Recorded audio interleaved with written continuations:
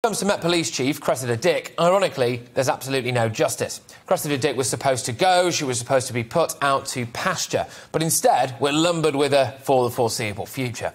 Apparently Boris Johnson and Priti Patel weren't impressed with the other candidates for her job, which is pretty concerning as far as I'm concerned. I refuse to believe that Cressida Dick is the best that we've got. What's she actually done? There's an argument that she should never have got the job in the first place. In 2014, as an assistant commissioner, she was in charge of a team involved in Operation Midland, the disastrous long-running inquiry into the alleged VIP paedophile ring. When Midland collapsed and the complainant, Carl Beach, was exposed as a serial liar, criticism was levelled at a number of officers, including one detective who had initially described Beach's story as credible and true. We all remember that, don't we? Well, Cressida Dick admitted that she had heard the officer say this on the radio and had done nothing to correct it. Great stuff. July 22nd, 2005. She's the gold commander of an armed terror operation in the wake of the London bombings, which mistakenly shot dead Brazilian electrician Jean-Charles de Menezes. It was in Stockwell tube station.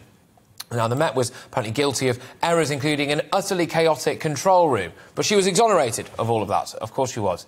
In 2008, Sir Ian Blair, her mentor, was sacked by London Mayor Boris Johnson after a string of disasters. Now, then, naturally, in 2010, she receives the Queen's Police Medal. Obviously, of course she does. And then she got damehood, just for good measure.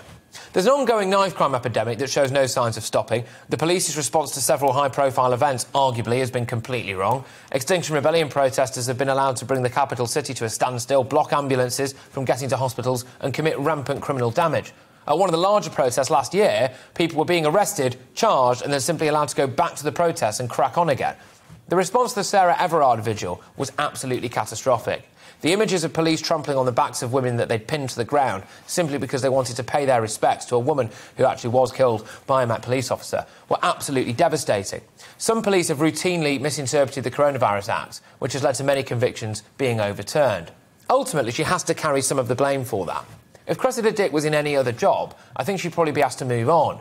If she really is the best we've got, and there's clearly a much bigger issue at play here, and that is the issue of a clear, fundamental lack of quality and competence in our police force.